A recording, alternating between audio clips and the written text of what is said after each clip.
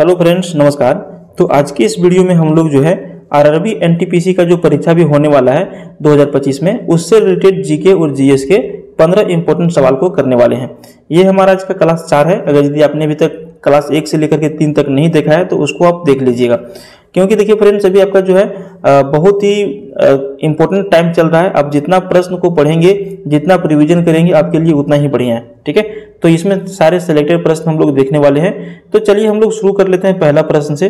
ठीक है, तो देखिए सबसे पहला प्रश्न हम लोगों को पूछा जा रहा है। आज का जो टेक्निकल का जो जमाना आ गया है, ये आई, ठीक है, और ये आई जो है आने वाला 10 साल में बहुत ही ज्यादा जो है क्या करेगा, नौकरी लोगों का ले लेगा। काम तो ठीक ठाक कर देता है, लेकिन लोगों का नौकरी यहाँ पे बहुत ज्यादा जाने का डर है। तो चलिए हम लोग शुरू कर लेते हैं इसी डर और क्रेज के साथ में। भारत का पहला ये आई विश्वविद्यालय किस राज्य में स्थापित किया जाएगा? तो भारत में ये विचार किया गया है कि एक ये आई विश्वविद्यालय जो है इसका स्थापना किया जाए, इसके बारे में स्टडी किया जाए। तो इसको स्थापना करने वाला जो राज्य जो बनेगा वो महाराष्ट्र बनेगा। ठीक है, ऑप्शन डी बिल्कुल सही उत्तर हो जाएगा आपका, महाराष्ट्र में। प्रश्न संख्या 2 हम लोग देखते हैं, भारतीय संविधान की किस अनुसूची में भाषाओं के लिए प्रावधान है? ठीक है, तो देखिए अनुसूची, जो हम लोग तो जब पॉलिटी पढ़ते हैं तो अनुसूची पढ़ते हैं, भाग पढ़ते हैं, आर्टिकल पढ़ते हैं, यानी कि अनुच्छेद पढ़ते हैं। तो यहाँ पे अनुसूची के बारे में बताया जा रहा है। ठीक है, तो अनुसूची जो है यहाँ पे किस अनुसूची में जो है विषय के बारे में बताया गया है? तो ये 8वीं अनुसूची इसका जो है बिल्कुल सही उत्तर हो जाएगा। भारतीय संविधान की 8वीं अनुसूची में जो है भाषाओं का प्रावधान किया गया है। यानी कि भारत में कितने भाषा चलेंगे, अभी तो ये भाषा के बारे में आपका लेटेस्ट में भी तो चल ही रहा है, साउथ इंडिया में, महाराष्ट्र में, इसीलिए ये प्रश्न जो है आपका इंपॉर्टेंट हो सकता है। ठीक है, भाषा से संबंधित, इसको आप याद कर लीजिएगा। भारतीय संविधान की किस अनुसूची में भाषाओं के लिए प्रावधान है? तो 8वीं अनुसूची में इसका चर्चा किया गया है। ठीक है, देखिए अगला प्रश्न आपको पूछा जा रहा है कि वैश्विक जलवायु संघर्ष, ग्लोबल क्लाइमेट फाइट, जलवायु परिवर्तन प्रदर्शन सूचकांक 2025 रिपोर्ट में भारत का स्थान कौन सा है? ठीक है, तो इसमें भारत का स्थान है 10वां स्थान। ऑप्शन बी आपका सही उत्तर हो जाएगा। भारतीय जलवायु परिवर्तन प्रदर्शन सूचकांक में भारत का स्थान 10वां नंबर में है। ठीक है, अगला प्रश्न की ओर हम लोग बढ़ते हैं। देखिए नेक्स्ट क्वेश्चन पूछ रहा है कि कौन सा संगठन विकासशील देशों को पूंजी परियोजनाओं के लिए ऋण प्रदान करता है? ठीक है, तो देखिए विकासशील जो देश है, हम लोग का भारत कैसा देश है? विकासशील देश है। पूंजी परियोजनाओं के लिए ऋण प्रदान करता है, यानी कि लोन प्रदान करता है। तो हम सभी लोगों को पता है कि जो वर्ल्ड बैंक है ये किसको, हर किसी देश को जो है ये ऋण प्रदान करता है। जब हम लोग यहाँ पे पाकिस्तान से फाइट कर रहे थे उस टाइम भी जो है वर्ल्ड बैंक क्या किया था, पाकिस्तान को लोन देने के लिए सहमति दिखाया था। ठीक है, तो कौन सा संगठन विकासशील देशों को पूंजी परियोजनाओं के लिए ऋण प्रदान करता है? विश्व बैंक करता है। अगला प्रश्न देखिए, ग्रीष्मकालीन ओलंपिक 2024 में स्वतंत्रता के बाद एक ही ओलंपिक में 2 पदक जीतने वाले पहले भारतीय कौन बन गए थे? तो मनु भाकर इसका सही उत्तर हो जाएगा।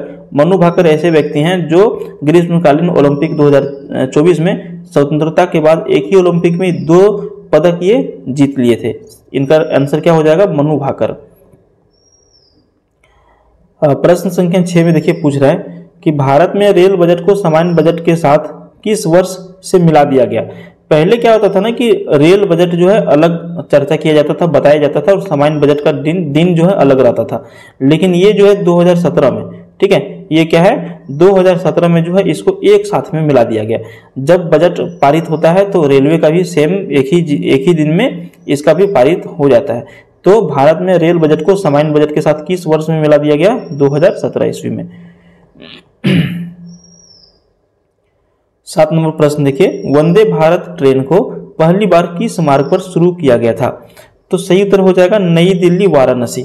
नई दिल्ली वाराणसी जो है यहाँ पर जो है वंदे भारत ट्रेन को पहली बार जो है इसी मार्ग पर, इसी रूट पर जो है शुरू किया गया था वंदे भारत। बहुत सारे लोग इसका जो है पत्थरबाजी वगैरह करके नुकसान पहुंचाते हैं। ठीक है, देखिए मैथ का भी आपको ऐसा सवाल पूछा जा सकता है, पूछा जाएगा। ठीक है, कि ये अनुपात बी का वैल्यू 3:4 है, बी अनुपात सी का वैल्यू 5:6 है, तो ये अनुपात सी का क्या होगा? तो देखिए अभी कैलकुलेशन करने के लिए आप ब्लैक बोर्ड मेरे पास है नहीं, तो आपको सिंपल से हम बात बता देते हैं। आंसर इसका 0.21, यानी कि ये जो इसका आंसर है ये बिल्कुल सही हो जाएगा। आपके पास पेज है तो थोड़ा सा इसका कैलकुलेशन कर लीजिए। जैसे ये अनुपात 3 जो है, ये अनुपात भी 3:4 है और बी अनुपात सी जो है वो 5:6 है। तो इसको कैलकुलेशन अगर जब कर लीजिएगा तो इसका आंसर आपका मिल जाएगा। अगला प्रश्न देखिए 9 नंबर, ठीक है।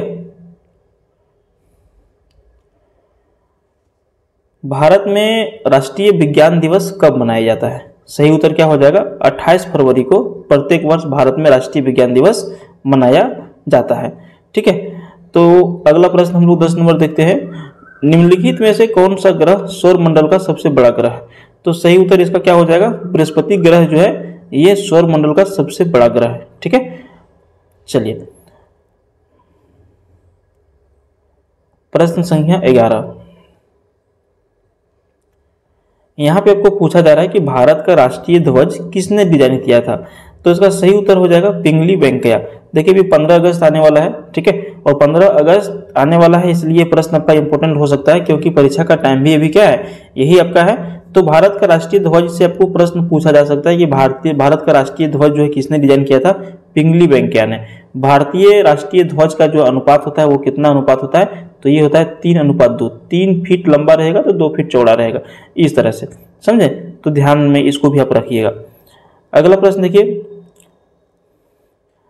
प्रश्न संख्या 12 में पूछा जा रहा है कि रेलवे सुरक्षा बल आरपीएफ की स्थापना जो है ये किस वर्ष में हुई थी? तो भारतीय जो यानी कि जो आरपीएफ है, ठीक है ना, रेलवे प्रोटेक्शन फोर्स जो है इसकी स्थापना किस वर्ष में हुई थी? तो इसका सही उत्तर हो जाएगा 1957 ईस्वी में, ठीक है।